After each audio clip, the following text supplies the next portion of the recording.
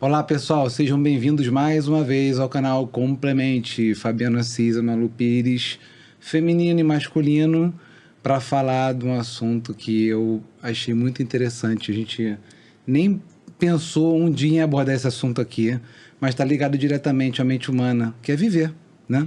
Todos nós gostamos de ser felizes, vivermos bem, em paz, mas a gente tem que pensar no final, né? No final disso tudo, onde é que isso vai dar, né? No final da nossa vida, nós vamos morrer, né? Temos que aceitar isso, temos que olhar para isso com plenitude, né? E para essa conversa, eu chamei a Ana Cláudia Quintana Arantes, médica geriatra. Não apareceu na nossa vida por acaso, né? Falando de vida, falando de morte, né? Não apareceu por acaso. Um dia eu conto a história, como é que a Ana apareceu na nossa vida, mas foi bem interessante, né? Ana, muito obrigado, tá? Já sou apaixonada pelos seus 2 livros aqui que a gente teve a oportunidade de ler. Que a Ana, além de geriatra, é especialista em cuidados paliativos e escritora. É isso, né? Isso aí. Muito legal, Ana, muito obrigada. É uma alegria te receber aqui. Sei que a sua agenda é super difícil, a gente conseguiu, né? Você é de São Paulo, a gente grava aqui no Rio. Então, muito obrigada por ter vindo aqui no nosso canal. E vamos começar pelo começo de uma dúvida, assim, que eu mesma, num primeiro momento, fiquei, tá? E que eu vou trazer aqui, e eu vou pegar uma fala sua de um vídeo que eu vi seu, que é sobre cuidados paliativos. Esse nome, cuidados paliativos, dá uma sensação de que o paliativo é meio gambiarra, né? É meio tampando ali um buraco, é uma coisa meio... mais ou menos, quando na verdade é algo muito sério e profundo, né? Então eu queria que você trouxesse pra gente aqui o que é o cuidado paliativo. O cuidado paliativo, ele é uma abordagem que promove o alívio do sofrimento nas 5 dimensões humanas. Porque nós não somos só um corpo que adoece, né? Quando a gente fica doente, todas as dimensões da nossa existência se comprometem com essa experiência do adoecimento. Então, a dimensão física, a emocional, a social, a familiar e a espiritual. E quando você tem esse adoecimento por causa de uma doença que ameaça a continuidade da sua vida, esse sofrimento, ele é mensurável desde o diagnóstico, muitas vezes, né? Quem vai ouvir a gente aqui que descobriu alguma coisa estranha no seu corpo e aí o médico pediu uma biópsia, quando o médico pediu a biópsia, você já começou a sofrer. Sim. Né? Você não precisa nem ter o resultado da história. E se você teve o resultado, e esse resultado de uma biópsia, o resultado de um ecocardiograma, um resultado de uma tomografia, mostra uma doença que ameaça a continuidade da sua vida, você já começa a expressar o sofrimento mesmo diante da possibilidade de cura dessa doença. Mas ela é uma doença muito grave. Sim. E aí o cuidado paliativo, ele se ocupa de promover o alívio do sofrimento nessas 5 dimensões. Então, para muito distante desse propósito de pensamento coletivo de que o cuidado paliativo é uma gambiarra, é uma coisa inconsistente, você não tem nada para fazer, aí você faz cuidado paliativo, ou é quando você não faz nada, né? Porque muitas coisas que passam pela cabeça das pessoas diz respeito a não tem nada para fazer, então ele está em cuidado paliativo. Então, é a arte de não fazer nada. Você falou da minha agenda, né? Eu sou uma pessoa, nossa, super desocupada por fazer cuidado paliativo, né? Super, não tem nada para fazer, né? Então, a gente só espera a morte. E não é verdade. Quando você promove o alívio do sofrimento de uma pessoa que está diante de uma doença grave, assim, ela passa a viver. Então, muitas vezes as pessoas entendem que escolher cuidado paliativo é escolher desistir de viver, é escolher a morte. E, na verdade, o que você está querendo é viver a sua vida para além da doença. Viver bem, isso porque aí. isso vai promover uma condição física de melhor bem-estar, emocional, de maior capacidade de enfrentamento, uma família mais estruturada, que não vira um obstáculo ao cuidado, ela se torna um instrumento do cuidado. Sim. Um sentido de vida para essa dimensão espiritual, para você compreender que você está vivendo aquilo, porque aquilo é teu caminho, é a sua jornada. Muito bom. E isso você tem condição de transcender, inclusive. E com todo esse alívio promovido pelo cuidado paliativo, você passa a viver uma vida que vale a pena viver. Mesmo quando você está doente. Sim. Então, é muito interessante que diante do cuidado paliativo, você vai ter uma pessoa que ela tem uma doença muito grave, mas ela não está doente. Porque ela consegue colocar no dia a dia dela uma vida muito boa. E por incrível que pareça, gente, uma das coisas que eu mais escuto são pessoas que estão vivendo em cuidados paliativos dizendo que elas nunca foram tão felizes Esse ponto na vida é dela. interessante, que você narrando, eu sinto o nível de humanidade que você narra isso. E quando você escuta cuidado paliativo, só com uma coisa meio, como você falou, né? Ali, vou ali ajudar a pessoa a morrer, né? E não é isso, né? É o contrário, né? Eu falo, eu não preciso ajudar ninguém a morrer, porque a gente já nasce sabendo, né? Eu preciso dar E se alguém não sabe, né, gente, sinto muito por favor, dar spoiler, né? aí, mas no final você morre, né? Então, o que acontece no final? No final, você morre. Então, você busca sucesso, realização, trabalho, filhos, felicidades, eventos, festas, encontros. E o que acontece no final? No final, você morre. Sim. Né? Então... e isso as pessoas não querem lidar, elas não vão se relacionar com a morte como um evento que faz parte da vida delas, é um evento muito importante. Sim. E aí, quando fala de cuidado paliativo, imediatamente as pessoas se remetem a esse conteúdo de um espaço da vida que diz respeito à possibilidade de acabar. E aí ninguém quer pensar nisso. Então, vira essa boca pra lá, você vai lutar. Imagina, cuidado paliativo. Bate na madeira. Não é hora ainda, né? Muitas vezes as pessoas, até os próprios médicos dizem para as pessoas, né? Que perguntam hoje em dia, por conta também desse meu papel de escritora, de falar sobre isso em português, né? Que não falo em mediquês. Muitas vezes são os pacientes que levam isso para o consultório do médico e falam assim, doutor, eu sei que eu estou em cuidado paliativo. E o médico fica transtornado, fala, não, você não está em cuidado paliativo ainda, imagina. Você está lutando, você está em tratamento. E isso deve ser um movimento também da própria família, às vezes, né? De falar, não, isso não, ainda não, né? Por falta de entendimento, acho que isso é um lugar onde não vamos levar para esse lugar, né? Como se fosse adiantar alguma coisa, né? Mas dá a impressão de que as pessoas acreditam que uma vez que elas compreendem a necessidade dessa abordagem do cuidado paliativo, é como se elas tivessem aceitando uma morte próxima. Então, o paciente entrou em cuidado paliativo, ele tem que morrer dali a pouco. E aí ele não quer aceitar isso, a família não quer aceitar isso, o médico não quer aceitar isso. Mas a morte não é uma questão de aceitação. A morte vai acontecer, você aceite ou não. Então, não é que a morte chega e fala assim, você não está preparado? Tá bom, eu volto depois, né? E as pessoas... Ela chega. Vou dar um tempo, depois eu volto. E se você se preparou, muito que bem. Se você não se preparou, vai morrer também. E as pessoas tendem a vincular envelhecimento com a morte, né? E não é bem isso, né? Acho que é isso que você está trazendo aqui, né? A qualquer momento a gente pode morrer, né? Para te dizer a verdade, eu busquei a especialização da geriatria por tanto ver que a morte era tão difícil de ser encarada no dia a dia da medicina, eu imaginei que na geriatria, pelo fato de ser parte da lógica, né? Então a gente envelhece e morre, que eu encontraria uma condição técnica mais amorosa com esse processo. E então eu também fui por esse caminho quando jovem que decidi fazer a geriatria, né? Eu decidi fazer a geriatria, eu tinha 23 anos, que foi quando eu terminei a faculdade. E aí eu pensava, bom, quem sabe dentro do espaço do envelhecimento possa existir uma clareza mais acessível, né? Porque que é claro que a gente vai morrer. Ser claro não significa que seja acessível. Então, as pessoas elas não se conectam com essa ideia. E caso se conectem, elas vão para um espaço meio filosófico, né? De falar assim, então vamos aproveitar a vida, porque vai acabar mesmo, né? Vai acontecer. Então, aquela coisa do prazer. Do imediatismo, talvez. E do imediatismo, né? A coisa do hedonismo, né? De você, né? Vamos aproveitar porque a vida vai acabar. E, na verdade, o que essas pessoas estão fazendo é buscar uma distância muito grande do que é realmente viver. E aí, quando elas negam essa possibilidade, elas estão dizendo que só vai acontecer quando elas ficarem muito mais velhas. Então, é natural que na nossa cabeça funcione dessa forma. Que a gente só vai morrer quando a gente ficar velhinho.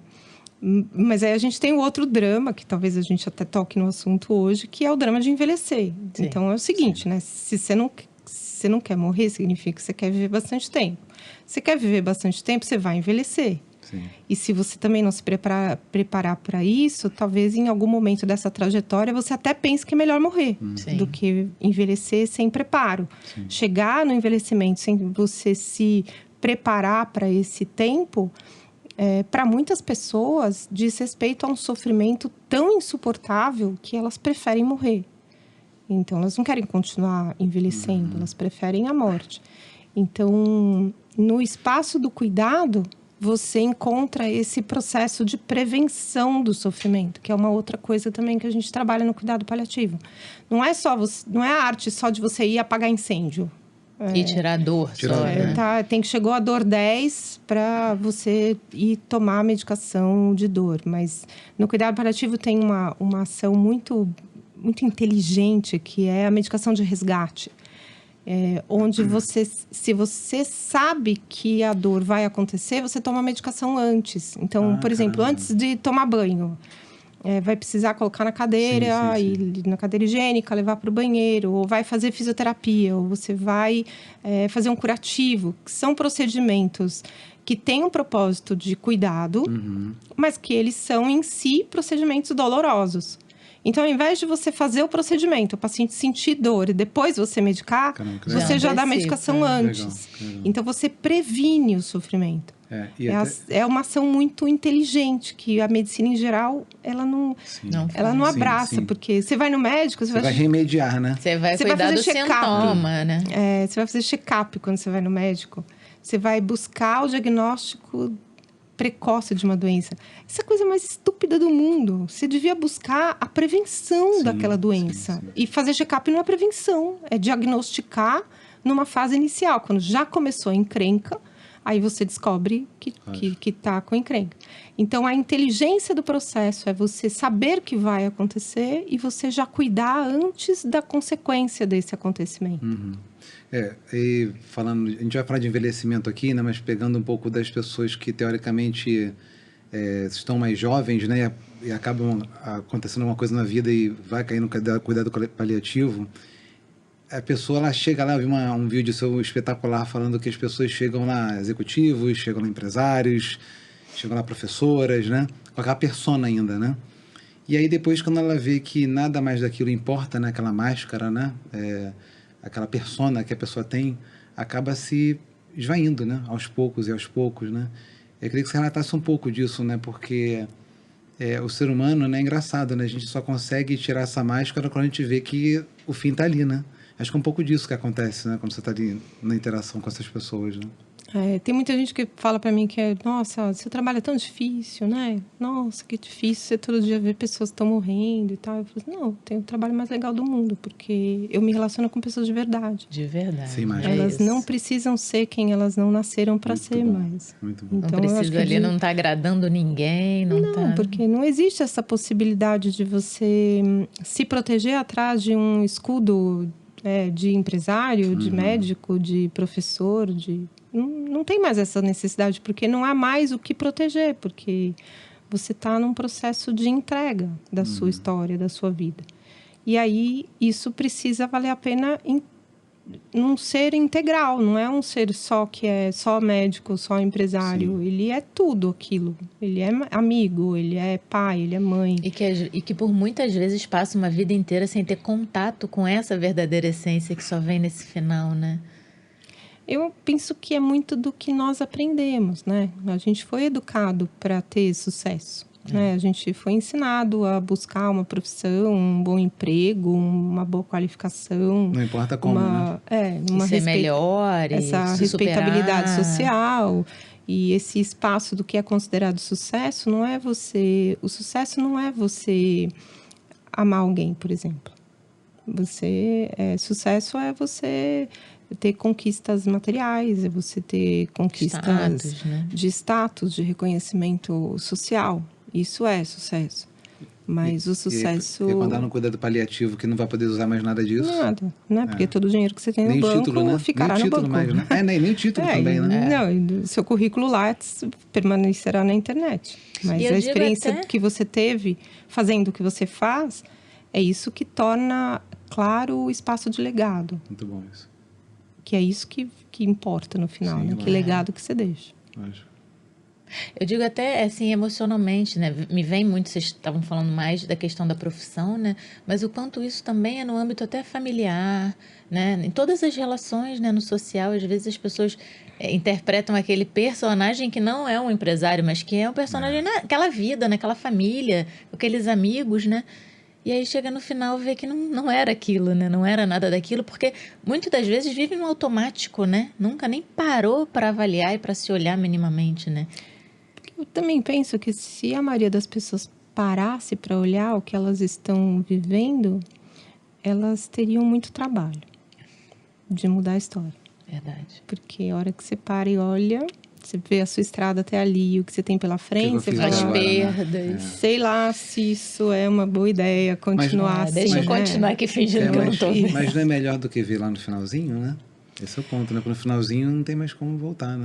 É que, na verdade, as pessoas pensam que elas têm tempo para acontecer um milagre na vida delas e que tudo se transforme, né? Que aquela relação doente melhore, que aquele emprego terrível seja... Você ganha uma promoção, você muda de sala, que você tem uma esperança de que você tem tempo para tudo dar certo.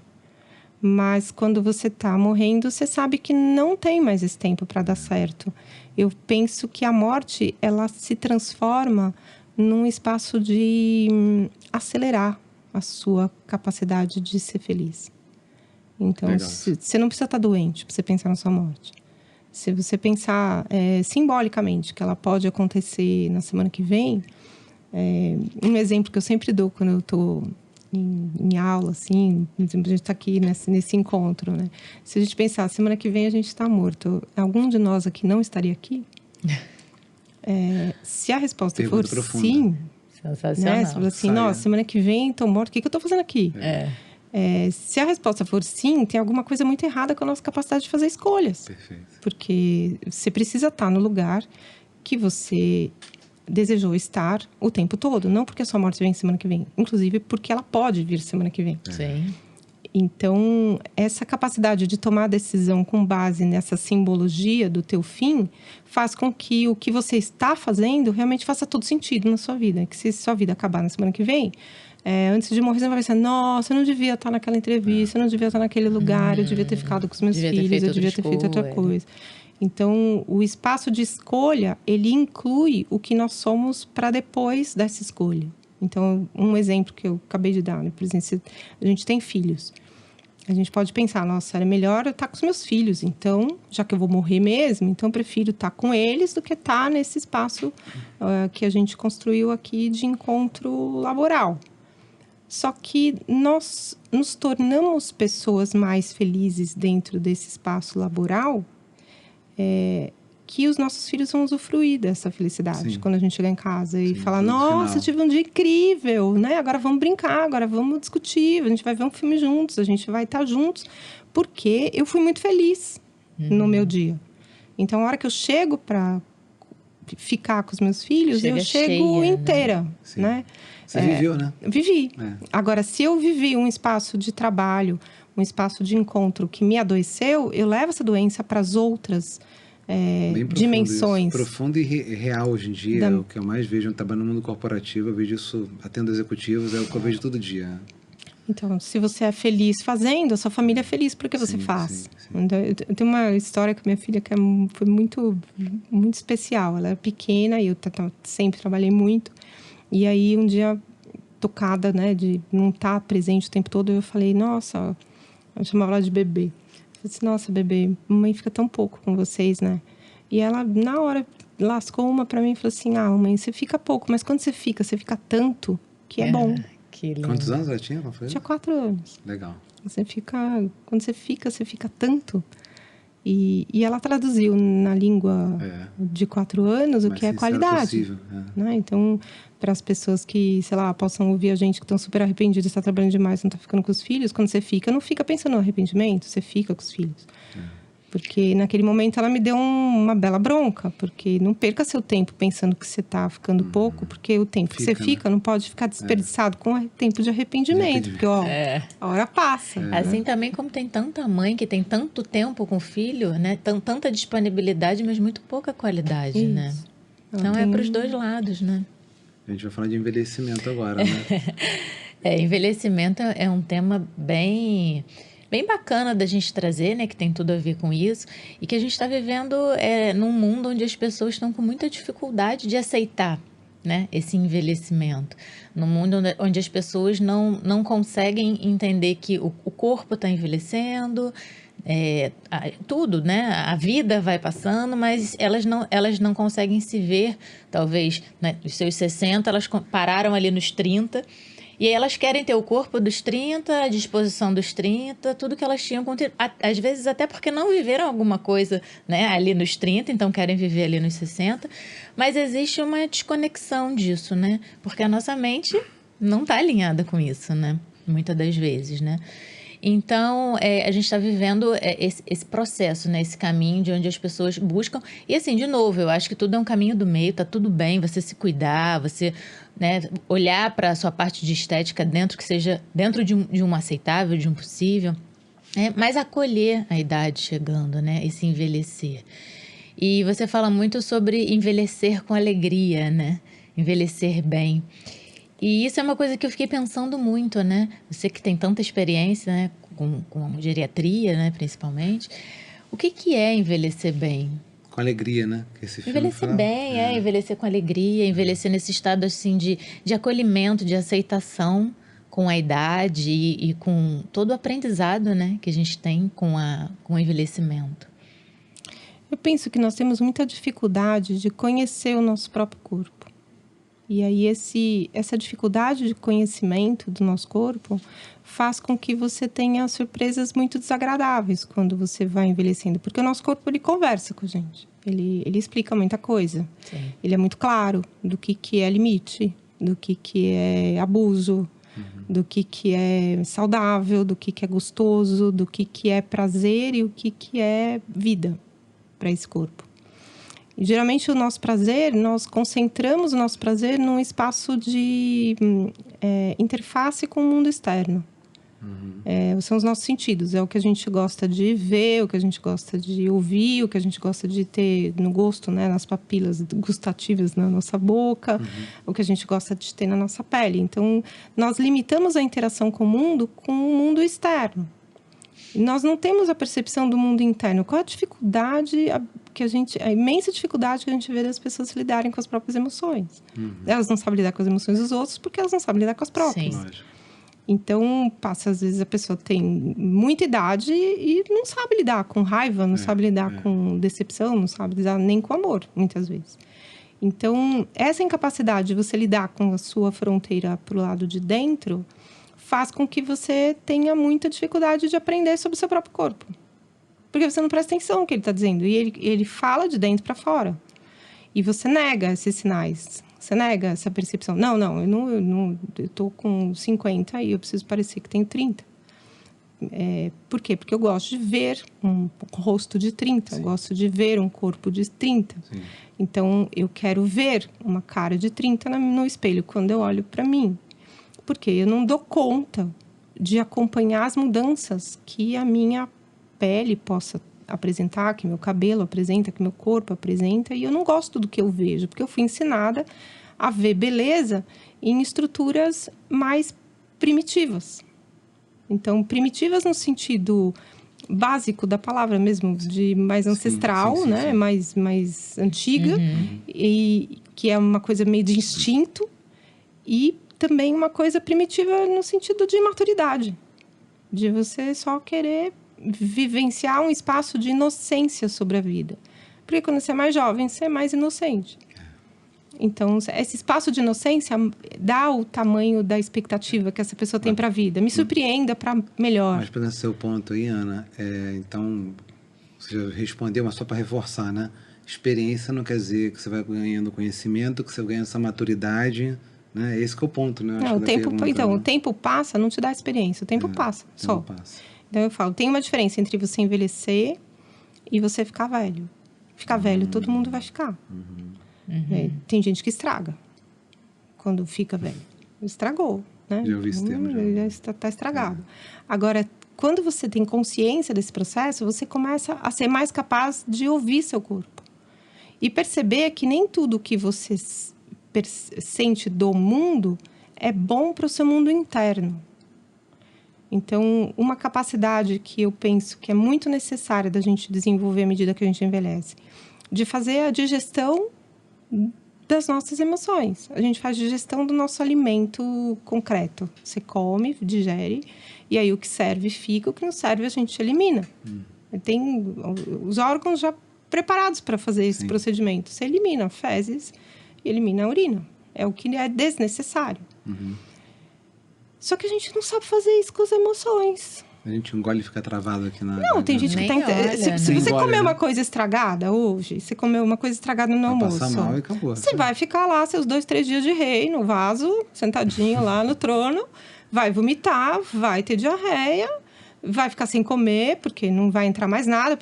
Tipo, o seu intestino fala assim, para tudo aqui, porque tem Sim. porcaria aqui dentro, nós Sim. temos que limpar a casa. Excelente Então, analogia. você para. Aí você elimina. Aí você ficou bom da intoxicação. Você não vai ficar intoxicado pro resto da sua vida. Agora, se eu escuto eu te odeio, quando você tem 10 anos de idade, e aí você fica intoxicado o resto da sua vida. Verdade. Porque você fica depurando aquela digestão, só que você fica guardando fezes emocionais. E aquilo fica irrespirável dentro da sua cabeça. E a gente não aprende a fazer isso. Sim. Então, a idade traz essa capacidade, porque você já sentiu raiva 1, 2, 5, 10 vezes. E o que você fez com ela? Sim. Né? Você ficou guardando a Tem raiva gente que nem dentro, identifica a né? raiva também, né? Não tem esse Não step conhece, anterior, né? Talvez, né? Não conhece o que é emoção, porque a gente é ensinado a pensar, não pode sentir isso. Sim. Né? É feio. Para de chorar, sorria. Né? Não chora, você Chorar tem é que sorrir, feio. você tem que mostrar uma coisa, você tem que ser forte. E a fragilidade, eu digo, a fragilidade não é defeito, é mérito. Fica a dica para os azulzinhos aqui da audiência. Porque o homem tem muito esse problema, né? Não Então, pode mostrar fragilidade, né? Que pena, perde uma excelente chance de ser feliz. Sim, né? com Então, assim, certeza. fica fortão e doente. sofra. E doente, E né? doente, E né? a altura chega Estamos uma entrando, hora. inclusive, agora Novembro Azul, né? Então, É verdade, terminamos verdade. agora Novembro Azul, né? é. Então, agora que as pessoas se percebem adoecendo com o seu corpo e com a sua emoção no processo de envelhecimento, tentando negar isso a qualquer preço. Então, você vai para um espaço estético porque é bonito de ver. Você busca elogios porque é bom de ouvir. Sim. Você vai no prazer gustativo. E há um preço para se pagar por isso. Não sai de graça. E aí, as pessoas também não estão dispostas a fechar essa conta no final da vida. Porque essa conta vai fechar. Sim. E ela vai fechar, muitas vezes, de um jeito muito doloroso. Então, esse preparo para o envelhecimento é algo que diz respeito a você conhecer o seu mundo dentro. Então, há 4 anos atrás, eu quebrei o pé. Aí eu descobri quanto tempo demora para encher minha bexiga. Cara, tinha 50 anos, eu não sabia quanto tempo demorava para encher a minha bexiga. Eu sou médica, eu posso imaginar, fazer Mas isso, eu, talvez. né? Mas Ana Cláudia, quanto tempo demora? Por que eu tive que aprender isso? Porque eu precisava de ajuda para ir no banheiro. E aí, quando eu pedi ajuda, as pessoas que estavam à minha volta, elas falavam 1 minutinho. Só que quando você pede ajuda, 1 minutinho varia de 1 minuto a 45 minutos. E para você é uma eternidade. Então, tem aquela história, né? Qual a relatividade do tempo é mensurada de que lado da porta do banheiro você está, né? E isso, para mim, foi um insight muito importante. Eu falei assim, cara, eu tenho 50 anos. Como que eu não sei quanto tempo demora para encher minha bexiga? O que eu preciso? Onde está? Teve uma vez que a fisioterapeuta foi, ela precisava de papel filme para embrulhar meu pé, para poder fazer os eletrodos lá do TENS, né? Para fazer a fisioterapia. E aí ela perguntou, onde está o papel filme? E aí eu falei, esta pergunta da esfinge. Porque eu trabalho muito. Então, quem cuida da organização da casa não sou eu. Onde está o papel filme da minha casa? Então, eu falei assim, tem um monte de coisa que eu não sei onde está. E 50 anos, você tem muita coisa que você conquistou, mas você não sabe onde está. Caramba. Isso, eu falei, tem alguma coisa muito errada com a minha vida. Eu vou aproveitar esse mês que eu estou de e aí licença. O destino, o karma, quebrou sua perna para te dar essa... Então, ele me tirou o chão para que eu soubesse onde eu estou pisando. Que legal. Sim. Né? Para mim foi muito clara essa mensagem, assim. Onde eu estou pondo meus pés? Qual é o caminho que eu escolhi para eles? Né? Ou o caminho que escolheu meus pés? E eu não podia, eu reaprendi a andar. Eu não sabia mais pôr o pé no chão. Se ficar 6 semanas sem você pôr o pé no chão, você esquece como anda. Você tem noção? Eu nunca passei por isso.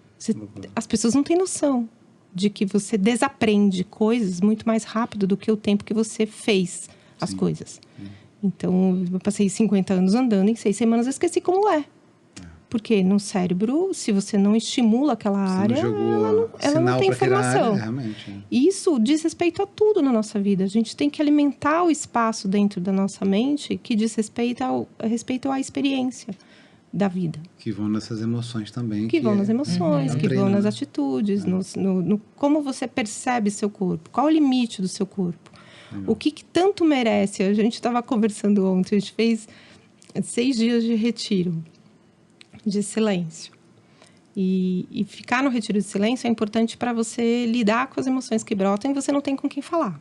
Não é para falar. Você tem que lidar com aquilo, você tem que entrar no seu banheiro cerebral e dar uma limpada, entendeu? E ficar lá dentro, porque a você pertence aquilo, não tem ninguém que vai entrar para limpar para você.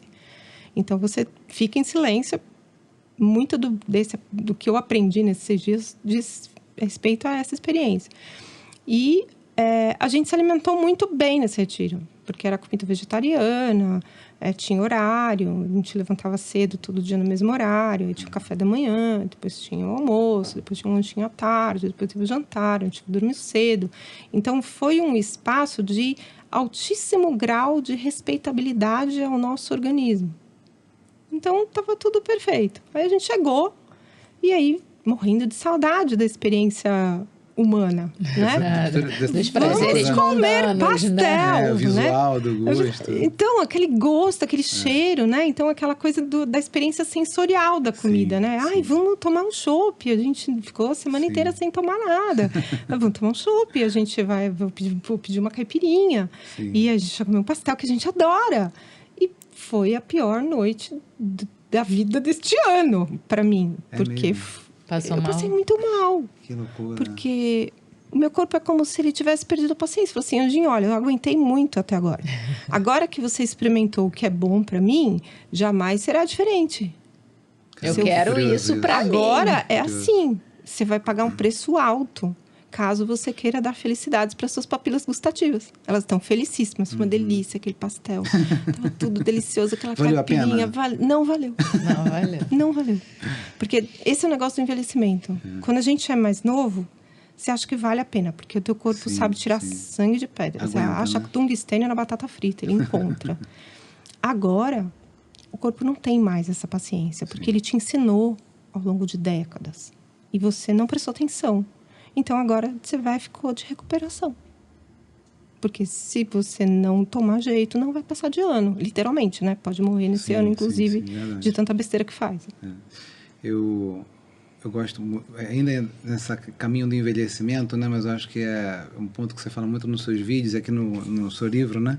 Para a vida toda valer a pena viver, né? Muito legal esse livro, gente. Vou deixar o link aqui, como sempre, né? Deixando aqui as indicações. Esse é maravilhoso, esse aqui foi o meu preferido. A Morte é um Dia que Vale a Pena Viver. É um livro muito profundo, muito lindo, muito emocionante. Você vai por caminhos diferentes, falando de coisas que estão totalmente interconectadas, né? Bem legais, né? Complementares. E eu queria falar sobre ressignificação de problemas, né? Porque você pegou uma passagem sua, que eu também vi numa palestra sua no YouTube, falando sobre, se você tivesse certeza que ia morrer, né, na semana que vem, né, você estaria aqui, né, e também a magnitude dos problemas, né.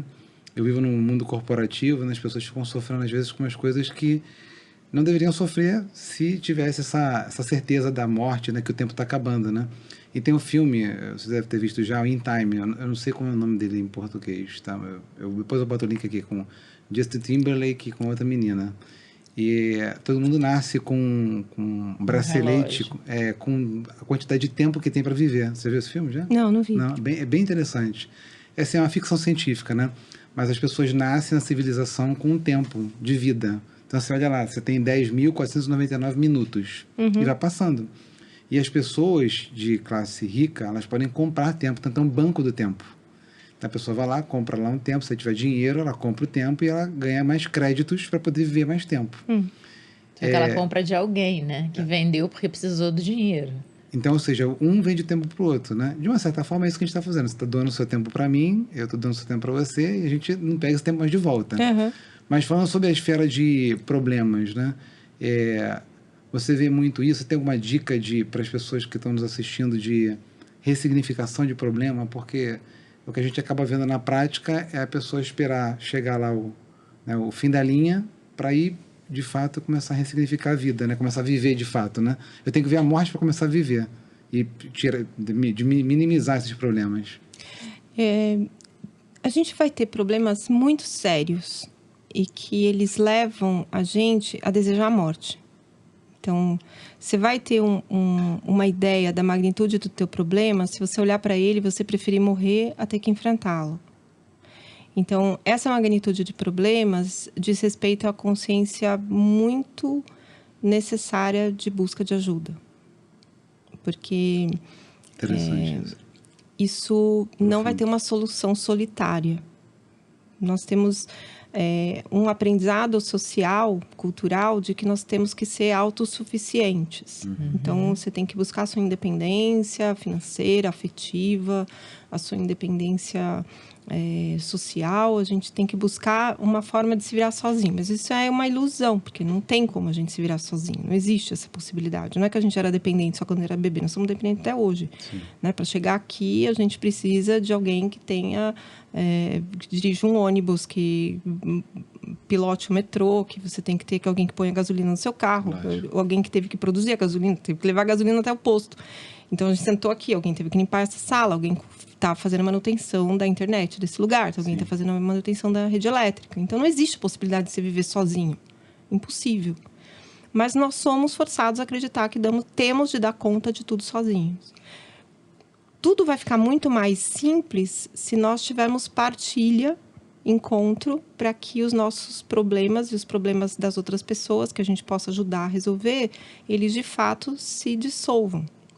Então, quando você olha para um problema, onde que ele é tão potente a ponto de você pensar que morrer é melhor, é porque você precisa cultivar essa teia de apoio. Então, vamos relativizar ajuda, né? Os problemas. Busque ajuda. Só que se você tiver a sua lista de problemas, na sua lista de problemas não tem nenhum que vale sua vida. Primeira coisa, né? Você olha assim, algum desses meus problemas vale a minha vida? Eu morreria por causa de algum desses problemas? Você já vai ter uma lista bem mais fácil de olhar, né? Porque você olha para você, vale minha vida? Não, não vale. Então, tá bom, não é tão sério assim. Não vale sua vida, beleza. Mas tá te tirando o sono. Você tá ficando preocupado porque eu preciso confessar que às vezes eu também vejo esse meu vídeo. Teve Que bom, a gente faz isso também direto. Eu confesso que às vezes eu preciso também me dar uma noção de realidade, porque ser humana que sou, continuo sendo. Então, quebrou o varal 2 vezes em casa o ano passado. E eu falei, caramba, 2 vezes o varal quebrou. Eu fui dormir muito brava com o cara que instalou o varal lá, que ele tinha ido. Eu paguei 2 vezes a ida dele em casa. E o varal estourou de novo e nem tinha colocado roupa pesada. Eu tava muito brava. E aí eu não conseguia dormir. E aí eu falei, Ana Cláudia, se a semana que vem você estiver morta, que importa? Aqui jaz uma pessoa que teve que pagar 2 vezes a conserto do varal. E que sofreu pelo varal. Nossa, a pessoa que sofreu muito na vida, né? Pagou 2 vezes pela instalação do varal. Falei, não, isso vai ser um mico, Ana Cláudia, pelo amor de Deus. E consegui dormir depois disso. Então, relativizei, pensei, olha para sua lista de problemas e pensa, semana que vem tá morto. O que vale a sua noite de sono de hoje? Lógico. Nada, ou muito pouco. Você vai reduzir muito a importância daqueles problemas ou você vai conseguir chegar na solução deles de uma maneira muito mais ágil. Porque o que empata o nosso conceito de resolução de problemas é o que nós sofremos achando que é muito difícil resolver. É verdade. Então, você fica... Quanto tempo você demora para tomar a decisão de lavar a louça? Muito mais tempo do que se você lavasse a louça. É lógico. Então, o tempo de lavar a louça, ele é quase 10 vezes maior. Porque você lava a louça muito tempo sem lavá-la. Sim. De fato. Lá em casa a gente resolveu comprar uma lavadora. Quando dá, né? Mas você fica muito tempo pensando em como você vai resolver e o quanto é difícil resolver. E aí, na hora de resolver, você resolve rápido. Sim. Então, essa qualidade é que a morte nos dá. Verdade. Esse discernimento de o que é prioridade, o que eu de fato resolvo hoje. Hoje é sexta-feira, tem um monte de problemas que ficaram para segunda. Sim. Se eu pensar nos problemas que eu vou resolver na segunda, eu estou perdendo minha sexta. Mas eu acho que esse estado de atenção, né, plena é um estado difícil que a maioria das pessoas não consegue ter porque estão sempre no automático, né? Porque estão pensando sempre na próxima tarefa, né? Então, não vai ter próxima tarefa. Pois Assim, o jeito de não. Tem as pessoas que dizem assim, não aguento mais trabalhar, pagar conta, tem um monte de coisa para fazer e tal. Eu falei, então, quando você morrer, não tem mais nada disso, sabe? Mas eu não quero morrer. Então, alegre-se que há coisas para fazer. E você está vivo para fazer, né? Mas é interessante essa sua colocação, que é isso, né? Muito o que a gente fala, que a gente vive, o quanto que é importante a gente parar para avaliar, né? Seja a sua listinha, seja os seus sentimentos, seja o que você dá, o que você está dando tanto valor, né? Qual o tamanho dos seus problemas de fato. Isso é um lugar de atenção, né? É um lugar que você não pode estar pensando na próxima conta que tem que pagar. Tem a conta para pagar ali, mas você precisa muito desenvolver essa intimidade interna, né? Esse sentir, que eu acho que cada vez menos as pessoas estão conectadas com isso, né? Estão muito no para fora. E esse para dentro fica para depois. E aí uma hora a fatura chega, né? Chega. Você vai falar da coletividade da família, né? Para preparar para a morte, né? Acho que é um tema que... eu acho que... A gente tem visto... Assim, você fala de uma forma muito bonita da morte. Eu acho isso, assim, espetacular, né? Parece também estranho, né? Para quem não te conhece, para quem não está conseguindo aí seguir aí o nosso fluxo mental, porque você convida a família para não esconder, né? Você convida a família para... Não só a família, como até o próprio paciente mesmo, né? E uma das coisas que me chamou a atenção nesse seu livro foi o início, né? Eu trabalho com constelação, então eu tenho um amor por histórias, né, de vida, e faz muito sentido para mim sempre, né, de onde viemos e como escolhemos, né, o quanto somos leais à nossa história, tudo que vivemos, porque elas nos constituem, né. Então você conta sobre a sua avó que morava com você, né, que era doente, tudo, e que você ali naquele momento, vendo o sofrimento dela, foi o seu start, né, para iniciar na medicina e tudo. Mas me chamou muita atenção você falar da figura do médico, de quando ele chegava em casa, o fato dele chegar, como já mudava emocionalmente o estado de todo mundo, né? Da paciente, você como neta da sua mãe, era como se ele trouxesse ali a paz para aquele lugar, né? E eu acho que essa relação, principalmente, né, na geriatria e no cuidado paliativo, deve ser importantíssima, né? Essa relação, né, paciente, médico e família. Eu queria que você falasse um pouquinho disso, né? Como é que é feita essa conexão de preparação para a morte, para a família, não no sentido de preparar, vamos dizer que nos preparar para isso, mas dessa conexão, né, da emoção da figura da médica que vai trazer paz para aquela família, que vai tirar a dor daquele paciente e que vai orientar, né? Eu queria que você trouxesse um pouquinho para a gente essa questão de conexão com a família do paciente e com o médico. O sofrimento familiar, ele faz parte do escopo de trabalho do cuidado paliativo. Então, o contexto todo de intervenção, ele não diz respeito somente a um aspecto de suporte. Ele também diz respeito a um aspecto de educação. Em essência, esse aprendizado que a família vai adquirir ao longo do processo de adoecimento do seu ente querido, esse aprendizado se torna uma habilidade. Uma habilidade de também se tornar um instrumento de conforto para aquele paciente. Então, quando a gente inicia o processo do cuidado, a família é uma dimensão de sofrimento. Ao longo do processo, ela se torna um instrumento do nosso trabalho. A gente pode fazer com que a família se torne parte do alívio daquele sofrimento. Então, porque o paciente se preocupa com a família. Então, não quer ver trabalho, você fala muito isso. Não quer ver trabalho, mas vaidade. Já tá dando. Então, tem o povo que quer morrer de morte súbita. né? Que acham, ai, não, quero morrer com infarto, quero morrer dormindo. Né? Então, morte súbita é a morte mais cobiçada que existe. Para quem toma coragem de falar sobre isso, assim, como você quer morrer? Ah, ninguém vai falar que quer morrer de câncer, ninguém vai falar que quer morrer de insuficiência cardíaca, que é um tempo mais prolongado de doença cardíaca. Ninguém quer uma doença que tenha um tempo de perda de função, né? Você perde autonomia, você perde independência, você fica dependente, aí você morre. Essa é a natureza da grande maioria das mortes. Vai ser nesse caminho. Você vai pegar uma doença, vai fazer um tratamento. No vídeo, isso é quase 90%, é isso, né? É o caminho de 1 para 10, mais ou menos isso. Então, você vai ter uma doença, você vai viver o processo de tratamento dela, vai viver o processo de terminalidade ou você vai morrer daquela doença. Só que as pessoas que acham que é melhor morrer de repente, para não dar trabalho, elas não se dão conta que o trabalho do luto é muito maior quando você tem uma morte súbita. Porque no processo de adoecimento, você tem um espaço para a família se preparar e reconstruir. Eu falo que antes de você soltar um laço, você precisa desatar os nós. E aí, você faz, no processo de adoecimento, você consegue desatar os nós, você refaz os laços, para depois, na hora da morte, você solta o laço e fica... aquele laço fica... Até com essa metáfora é bom de raciocinar. O laço fica marcado, a fita fica marcada por causa do laço. Tem o vinco do que foi o laço. Mas a fita está livre. Ela não está esgarçada, ela não está cortada, ela não é menor do que ela era antes. Não precisou romper, não precisou rasgar aquela fita. Ela fica marcada, ela tem o vinco do laço. O vínculo até, né? O vinco e o vínculo. E quando você tem esse processo ao longo de um tempo, a gente tem um negócio que chama luto antecipatório. O luto é um processo que se inicia a partir da morte da pessoa. O luto antecipatório, ele começa a partir do anúncio da morte. Então, você sabe que a pessoa vai morrer. Então, você reconstrói a relação. Você tem o perdão, você tem a presença, você tem a expressão de afeto. Muito legal. E aí, o que acontece com isso? O processo de luto, ele é muito doloroso. Porque se tem amor, dói muito. É diretamente proporcional. Muito amor, dói demais.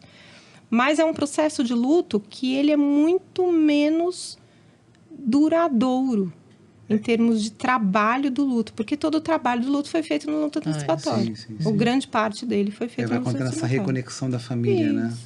E aí, quando essa pessoa sai de cena, a família já sabe mais ou menos como ela vai se reconfigurar.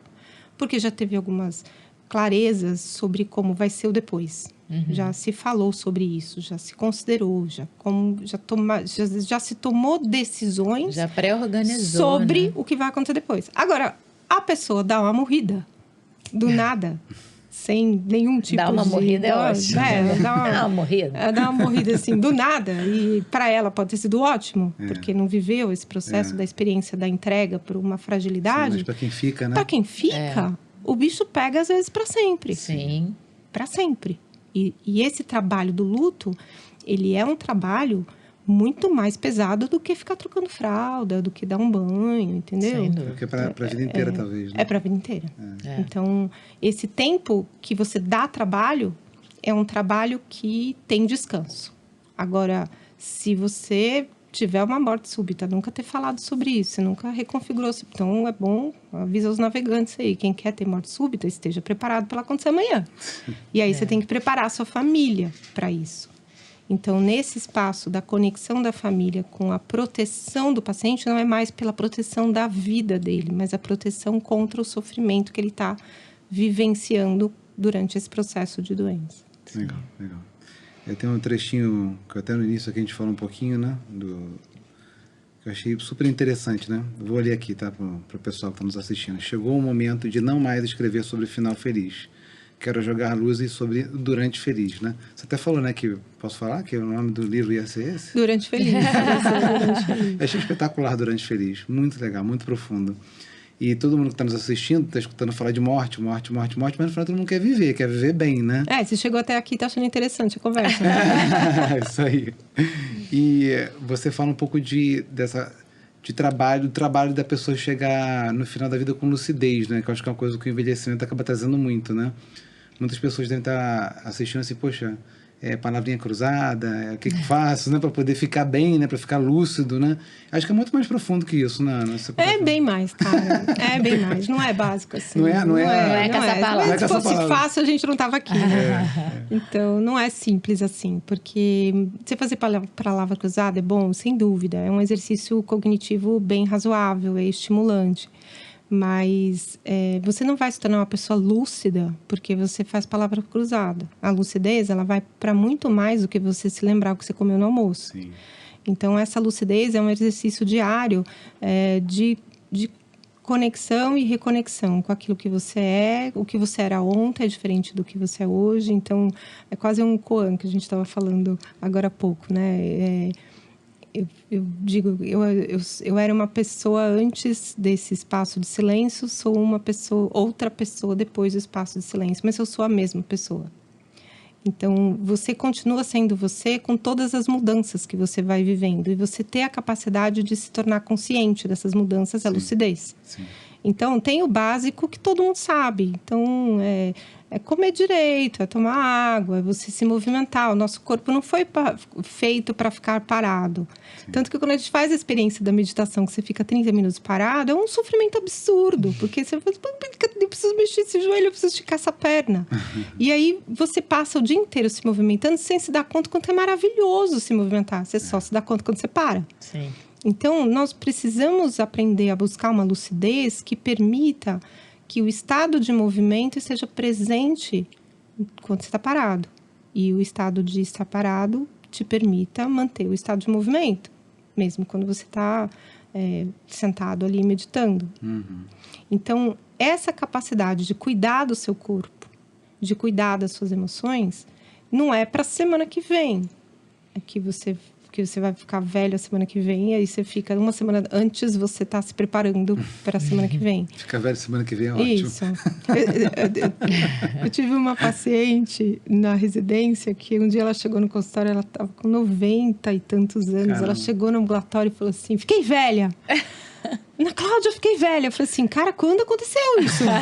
Que né? bonitinha. Assim, não, porque semana passada foi que aconteceu. Assim, o ficar velha para ela sentiu dor. Ela começou a sentir dor aos 90 anos. Então, ela começou a ter dor nas costas. Ela se deu conta que ela estava com 90 anos. Que bom, ela tá bem presente, né? Então, Super e ela legal. fiquei Super velha lúcida, na né? semana passada. Tipo, terça passada eu fiquei velha.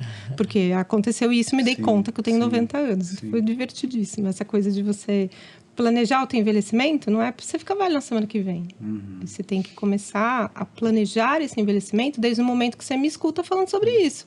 Porque você fala assim, não, quando eu fizer 50 eu vou fazer. Pode ser tarde demais. Né? Ou nunca é cedo demais.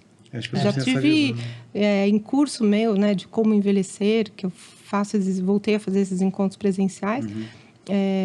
Eu já tive uma menina de 22 anos no curso.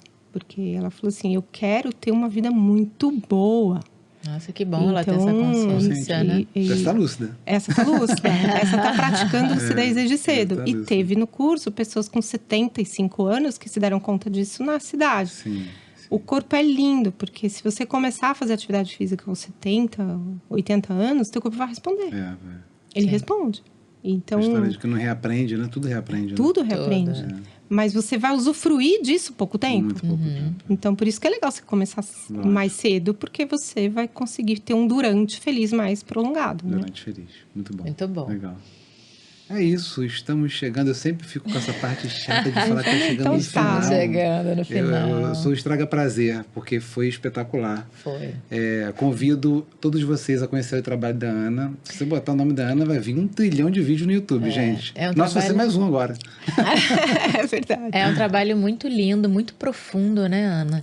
Muito pouco falado, né? Infelizmente, mas é um trabalho, assim, muito profundo. A morte é um tabu ainda, né? Acho que você pode até depois fazer um pontinho em cima disso. E eu te agradeço imensamente, mais uma vez, por ter vindo. Foi de grande contribuição.